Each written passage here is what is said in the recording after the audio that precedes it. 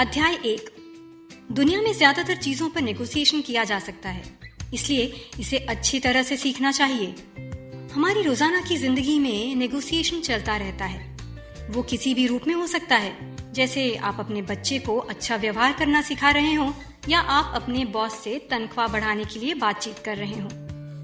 जिस भी जगह आप किसी और के व्यवहार को प्रभावित करने की कोशिश करते हैं, वो नेगोशिएशन ही कहलाता है। दुनिया में ज्यादातर चीजें नेगोशिएबल हैं, यानी ज्यादातर चीजों का भाव-ताव किया जा सकता है। अगर आपको नेगोशिएशन करना आता है, तो आप एक फैंसी डिपार्टमेंटल स्टोर में किसी सामान की कीमत के लिए या लोन की रकम के लिए या कोई तेज गाड़ी चलाने पर चालान के लिए भी नेगोशिएट कर सकते हैं। यहाँ तक कि इंडियन रेवेन्यू जैसी संस्थाएं, जिन्हें उनके कठोर व्यवहार के लिए जाना जाता है, वे भी आपसे बातचीत करेंगी, क्योंकि दिन के अंत में टैक्स ऑफिशियल्स भी हमारे जैसे ही लोग हैं।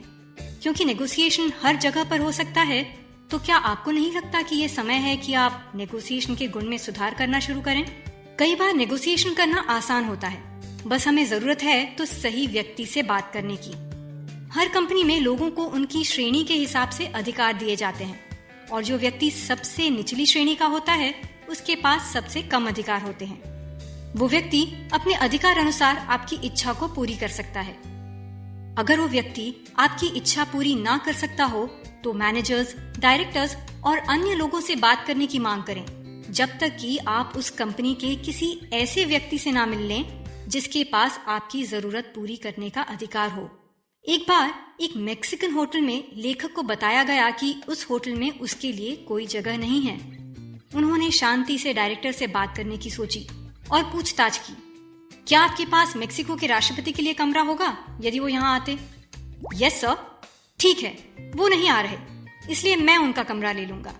सामान्य तौर पर आपको नेगोशिएशन करना चाहिए या नहीं, ये निर्णय सिर्फ कुछ कारण से प्रभावित हो सकता है। जैसे कि क्या आप इस नेगोशिएशन को करते वक्त खुश हैं? क्या इस नेगोशिएशन से आपकी जरूरतें पूरी होंगी और क्या ये कोशिश करने लायक है? दुनिया में ज्यादातर चीजों पर नेगोशिएशन किया जा सकता है, इसलिए आपको इसे अच्छी तरह से सीखना चाहिए। अध्याय 2। सोवियत स्टाइल में नेगोशिएशन करने वालों से बचें। ये नेगोशिएशन को युद्ध का मैदान समझते हैं। कुछ लोग नेगोशिएशन को जीत हार की लड़ाई की तरह देखते हैं, जहां हमेशा एक पार्टी का फायदा दूसरी पार्टी का नुकसान होता है।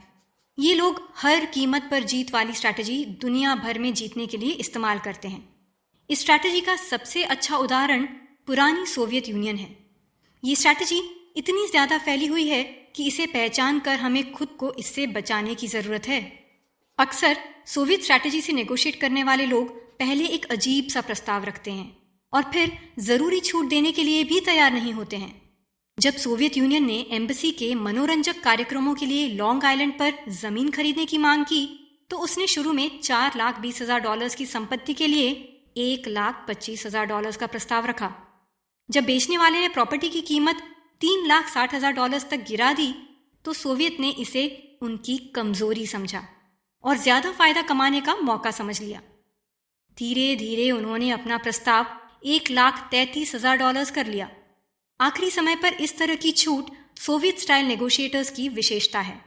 उन्हें उम्मीद होती है कि डेडलाइन का दबाव विपक्षी को कमजोर कर देगा और फैसला उनके हक में जाएगा। सोवियत स्ट्रैटेजी से नेगोशिएट करने वाले लोगों की एक और विशेष बात होती है। ये उन लोगों का इस्तेमाल करते हैं जिनके पास सीमित अधिकार होते हैं, जिससे वो अपनी तरफ से छूट नहीं दे पाते। ऐसे में पूरा नेगोशिएशन एक तरफा हो जाता है। इस केस में सामने वाला एक तरह से खुद से ही नेगोशिएट करता है। भावनाओं का इस्तेमाल करना भी एक स्ट्रैटेजी है, जैसे धौंस जमाना, बात करते हुए गुस्से में बाहर चले जाना, या रोना अक्सर एक हथियार की तरह इस्तेमाल किया जाता है। क्या आपने कभी ऐसे व्यक्ति से नेगोशिएट किया है जो बात करते वक्त रो पड़ता है? ऐसी जगह पर हम वो सब कुछ करने के लिए तैयार हो जाते हैं जो सामने वाला चाहता है। ये एक खास स्ट्रैटेजी है जो कि वोडका पीने और सीरियस दिखने वाले सोवियत जनरल शायद कभी इस्तेमाल ना करें, लेकिन ये शादीशुदा रिश्तों में बहुत आम है। अगर आपका सामना किसी सोवियत स्ट्रैटेजी वाले व्यक्ति से होता है, तो आप उससे जरूर दूर जाना चाहेंगे या नेगोशिएशन से बचना चाहेंगे। हो सकता है आप और उस चीज को पाने के लिए दोनों पार्टी को आपस में लड़ना होगा। उन्हें लगता है कि उन्हें बहुत अच्छी तरह लड़ना होगा जिससे वो जीत जाए। जब तक दोनों पार्टी इस तरह लड़ती हैं तो इसका एक ही समाधान निकलता है और वो होता है एक को समझौता करना। ये कितना भी अच्छा समाधान क्यों ना लगे, पर इसका अर्थ है कि दोनों पार्टी को कुछ न कुछ ऐसा छोड़ना पड़ता है जो वे इस नेगोशिएशन से चाहते थे। लेकिन अगर वो चाहें तो नेगोशिएशन से विन विन सिचुएशन भी बनाई जा सकती है। अक्सर लोग इस बात पर ध्यान देते हैं कि दूसरी पार्टी इस नेगोशिएशन से क्या चाहती है, लेकिन एक पार्टी को दूसरी पार्टी की उन मुख्य जरूरतों और अनकही इच्छाओं को समझना चाहिए, क्योंकि हर किसी की जरूरतें अलग होती हैं। कई लोग सामने वाली पार्टी की इच्छाओं को पूरा करते हुए भी संतुष्ट हो सकते हैं। इसके लिए जरूरी है कि वे एक दूसरे की इच्छाओं का सम्मान करें। सोचिए कि आपका परिवार ये तय करने की कोशिश कर रहा है कि छुट्टी पर कहाँ जाना है। एक खुशियों भरा नेगोशिएशन एक विवाद में बदल जाता है जब ये पता चलता है कि आपका जीवन साथी महाबलेश्वर जाना चाहता है, आपका बेटा गोवा जाना चाहता है, जबकि आप नैनीताल जाने की सोच रहे हैं। सबकी इच्छा को एक साथ पूरा करना असंभव लगता है। अगर आप मांगों से परे देखते हैं तो आपको पता चलेगा कि आपकी जरूरतें पूरी हो सकती हैं। आपका बेटा वास्तव में सिर्फ समुद्र किनारे जाना चाहता है, आपका जीवन साथी एक हिल स्टेशन जाना चाहता है, और आप भी सिर्फ एक झील पर जाना चाहते हो जहां आप तैर सको। इस तरह से सोचने के बाद आप सब केरल जा सकते हो।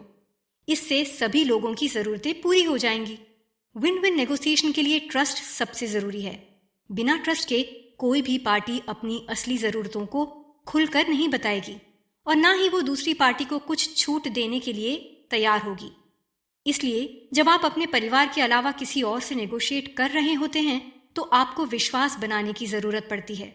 इसका मतलब ये है कि आपको नेगोशिएशन से पहले सामने वाले से अच्छे रिलेशन बनाने होंगे और नेगोशिएशन के दौरान दोनों के एक जैसे लक्ष्य को बताना होगा। अध्याय 4।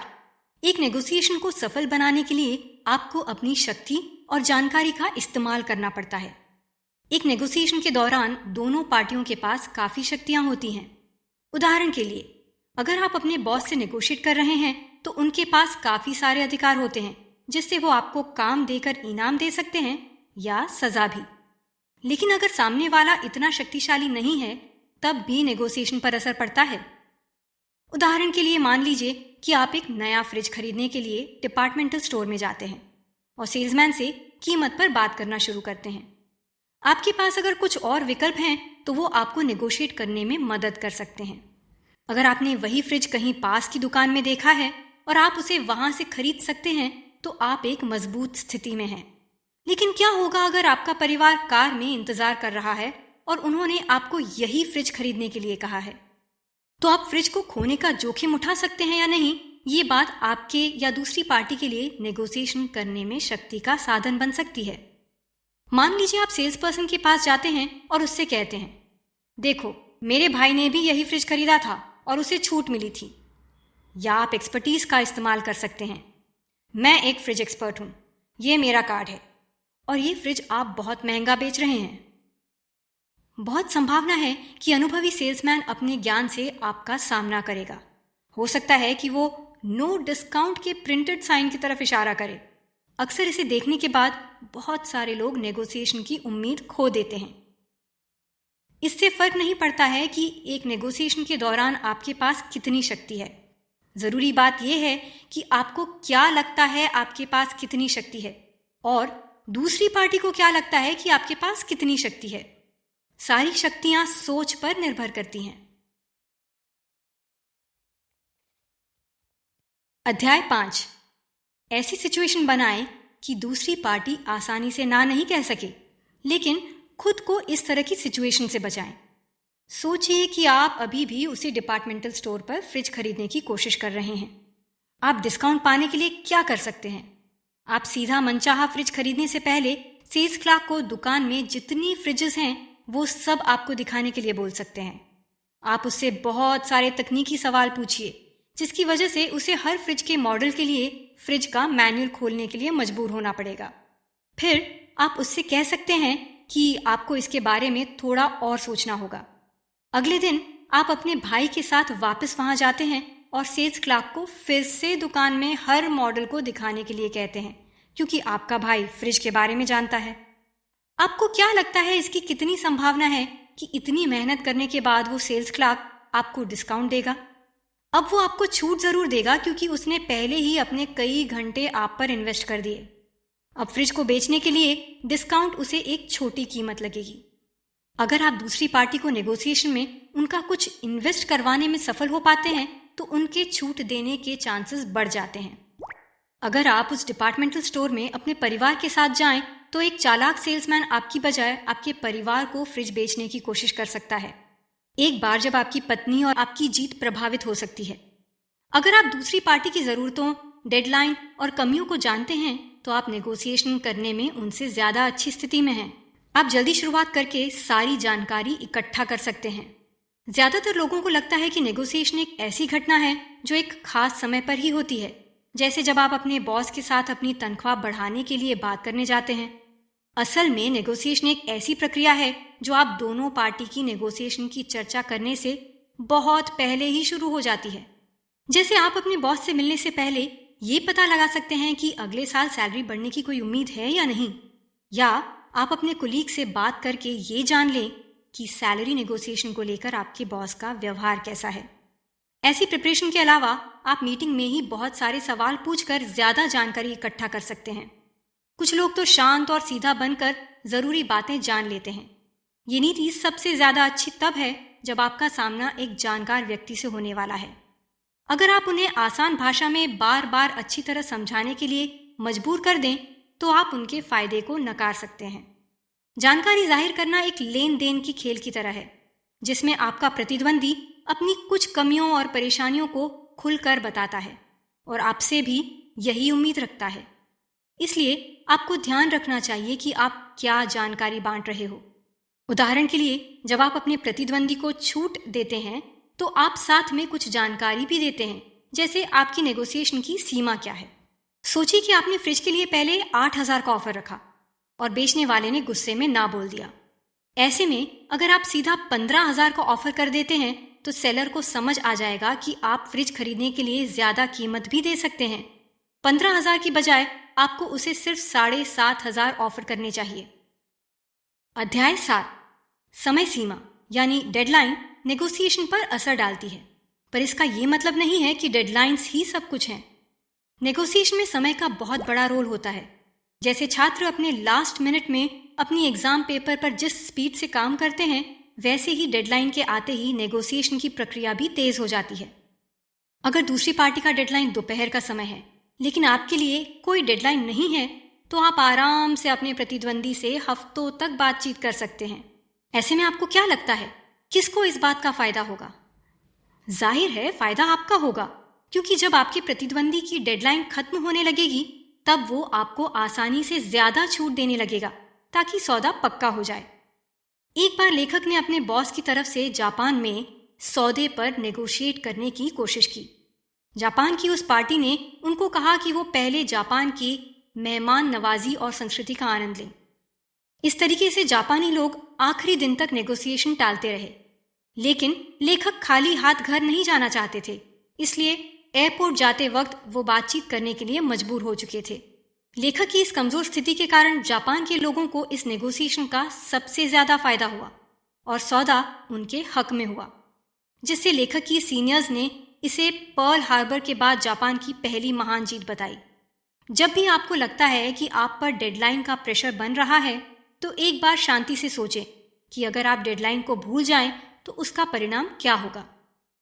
इसके बाद आप सोच समझकर फैसला लें कि क्या आप डेडलाइन को बढ़ा सकते हैं या नहीं। एक बात और, हमेशा ध्यान रखें कि आपके प्रतिद्वंदी की भी डेडलाइन जरूर होगी और वो आपको छूट तभी देगा जब उसकी डेडलाइन खत्म होने वाली होगी। अध्याय 8, जब भी आप नेगोशिएट करें तो इसे व्यक्तिगत बनाएं, लेकिन अच्छे तरीके से। किसी भी नेगोशिएशन में आप अपने जीतने के चांसेस बढ़ा सकते हैं अगर आप चीजों को इस तरह पर्सनल बना सकें कि दूसरा व्यक्ति आपको एक अच्छे इंसान की तरह देखे, ना कि सिर्फ एक ओपोनेंट की तरह। ऐसा आप अच्छी तरह व्यवहार करके भी कर सकते हैं। कुछ चालाक नेगोशिएटर्स अपने अपोनेंट के सामने खुद को कमजोर दिखाकर भी नेगोशिएशन में जीतने की कोशिश करते हैं। उदाहरण के लिए, अगर कोई पुलिस वाला आपको हाईवे पर रोक ले तो आप एक सीधे सीधे खोए हुए टूरिस्ट बनकर और अपनी आंखों में आंसू लेकर बच सकते हैं, बजाय इसके कि अगर आप ऐसे आदमी की तरह दिखें जो सब कुछ जानता है और जल्दी में है। अगर लोग आपको पसंद करते हैं तो आपको इससे नेगोशिएशन में काफी फायदा हो सकता है। कई बार ये लॉजिक से भी ज्यादा इफेक्टिव होता है। कुछ अमेरिकन कोर्टरूम्स में तो कभी कभी ज्यूरीज एक ऐसे व्यक्ति को उसके क्राइम से मुक्त कर देते हैं जिसके खिलाफ बहुत सबूत होते हैं। ऐसा सिर्फ इसलिए होता है क्योंकि प्रोसिक्यूटर का व्यवहार अच्छा नहीं होता। इसी तरह अगर आपको किसी सेल्स पर्सन का व्यवहार अच्छा लगता है तो आप उसकी दुकान में बार बार जाएंगे, भले ही उसकी चीजें बाकी की दुकान से थोड़ी महंगी ही क्यों ना हो। इसका ध्यान रखें कि आप नकारात्मक तरीके से पर्सनल ना हो। अगर आप अप्रिय व्यवहार करते हैं और दूसरे व्यक्ति का अपमान करते हैं तो आपको इससे नुकसान ही पहुंचेगा। अगर आप ये अकेले में करते हैं तो आप बाद में अपने बुरे व्यवहार के लिए माफी मांगकर चीजों को ठीक कर सकते हैं। लेकिन अगर ये पब्लिक में करते हैं तो दूसरे व्यक्ति को बहुत ही शर्म महसूस होती है और वो आपको अपना शत्रु मानने लगेगा। इसका मतलब ये है कि वो सिर्फ आपके आइडियाज का ही नहीं बल्कि आपका भी विरोध करना शुरू कर देगा। अक्सर ऐसा देखने को मिलता है कि अगर आपने एक बार भी इस तरह से अपना कोई शत्रु बना लिया तो वो हमेशा आपको अपना शत्रु ही समझेगा और जहां भी उसे अवसर मिलेगा वो आपको नीचा दिखाने की कोशिश करेगा। नेगोशिएशन में अच्छी तरह से पर्सनल होने के लिए आप अपना व्यवहार रिलैक्स्ड और कूल बनाए रखें। नेगोशिएशन के दौरान खुद को पर्सनली इन्वॉल्व होने से रोकने के लिए आप ये इमेजिन करिए कि आप खुद के लिए नहीं बल्कि अपने दोस्त के लिए नेगोशिएट कर रहे हैं। कुल मिलाकर आप जितना सोचते हैं उससे कई ज्यादा बार नेगोशिएट करते हैं और इसलिए आपको इसे अच्छी तरह से सीखना चाहिए।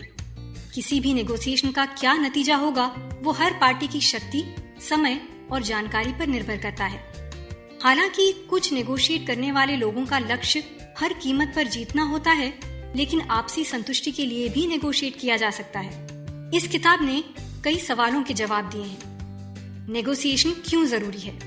अब दुनिया में ज्यादातर चीजों पर नेगोशिएट किया जा सकता है। नेगोशिएशन में आपकी जीत को प्रभावित कर सकता है।